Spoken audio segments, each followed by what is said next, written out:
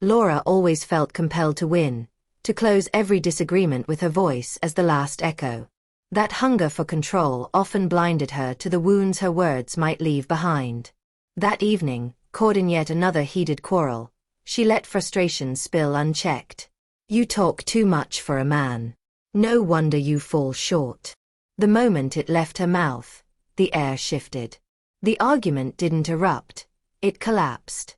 The fire didn't spark into shouting, it sank into a suffocating stillness. Ethan didn't yell, didn't fling back an insult. He simply stood there, motionless at first, jaw tight, hands curling faintly at his sides. In his eyes wasn't fury, but something deeper, humiliation, raw and bare.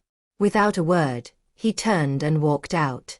Laura waited, certain he'd come back and finish the fight like always, with raised voices, tears, and eventual reconciliation. But he didn't. That night, the bed remained half empty. At first, she told herself he just needed time to cool down, that by morning things would return to their messy normal. But when she reached across the sheets the next day, his side was untouched. A weight pressed into her chest. She searched the house until she found him, not in the kitchen or the living room, but sitting on the guest bed, shoulders hunched. He didn't look angry. He looked hollow. She hovered in the doorway, waiting for him to break the silence. When he didn't, she whispered, "What's wrong? Why are you here?" "Nothing," he muttered.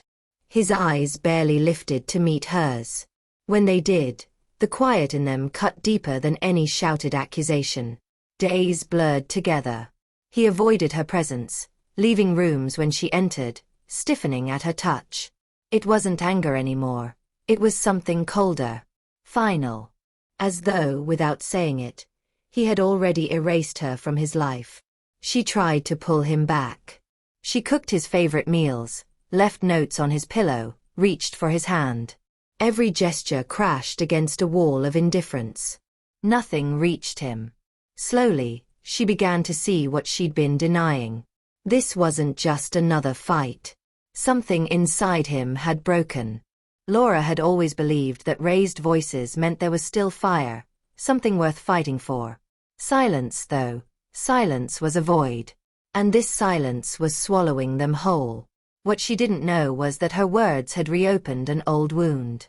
Ethan had lived with insecurities most of his life.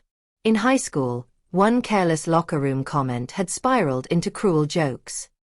He could still see the look on his first crush's face when she overheard, a shift in her gaze that made him feel invisible. Years later, a girlfriend betrayed him. When he confronted her, she didn't weep or deny. She just said flatly, "You're not enough." That sentence had shattered him. From then on, he rebuilt himself, brick by brick, vowing never to give anyone the power to crush him again. Then Laura came along. With her, he'd felt safe, seen, whole. Until that night, until her words dragged him back into the shame he thought he'd buried. And this time, it came from the one person he trusted most. As the days stretched on, Laura clung to the hope that time would heal it. But he kept drifting further. One evening, she walked into the guest room expecting him there. Instead, the bed was empty. The sound of running water came from the bathroom. On the bed lay his phone, a new email notification glowing on the screen. Divorce inquiries.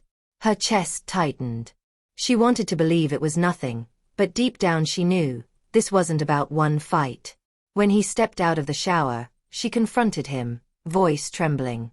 "You'd end our marriage over one argument?" For the first time in weeks, his gaze locked on hers. No anger, no sorrow, only emptiness. "You think this is about one night," he said quietly. That was the moment she understood. Her insult had been the final blow, but the cracks had been spreading long before. Desperate not to lose him, Laura tried everything. Apologies, long talks, gentle touches, thoughtful gestures. But his replies stayed clipped, distant. His silence screamed louder than rejection. Then came the night she found him packing. A suitcase lay open, clothes folded with precision. Panic surged through her veins. "You're leaving," she whispered. He froze, fingers gripping the suitcase. I don't know if I can move past this. His tone was steady, not cruel, just honest. Tears stung her eyes as pride crumbled. I love you.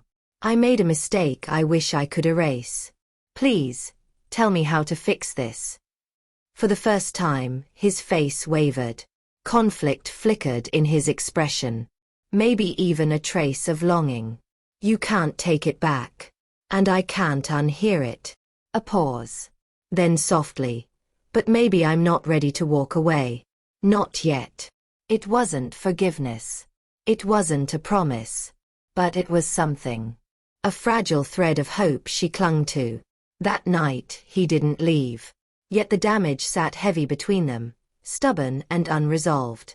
Whether their love would survive depended on what they chose to do next, and whether they had the courage to face the cracks they had both ignored for far too long.